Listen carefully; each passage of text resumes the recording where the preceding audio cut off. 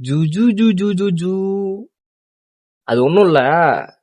எங்க வீட்டு பக்கத்துல ஒரு நாய் இருந்துச்சு. காலையில இருந்து எங்க போச்சுன்னு தெரியல. சோறு திங்க வர மாட்டேங்குது. நானும் தேடிக்கிட்டு இருக்கேன், ஆளை காணோம். அது என்னண்ணா சொன்னீங்க? நடிகர்லாம் வந்துட்டு எப்படி நாட்டாளுறது, விஜயெல்லாம் வந்துட்டு ஒரு சீட்டு கூட ஜெயிக்க மாட்டாரு,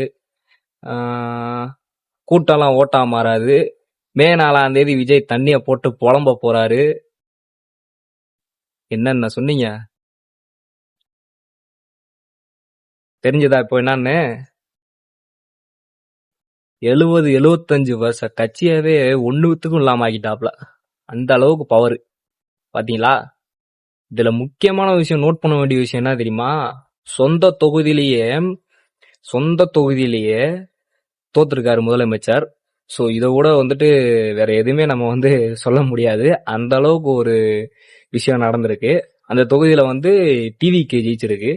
போய் எல்லா நியூஸ் சேனல்லையும் பாருங்க, எம்ஜிஆருக்கு அப்புறம் விஜய் மட்டும்தான் இப்படி ஜெயிச்சிருக்காரு அப்படின்னு அனௌன்ஸ்மெண்ட் பண்ண போறாங்க.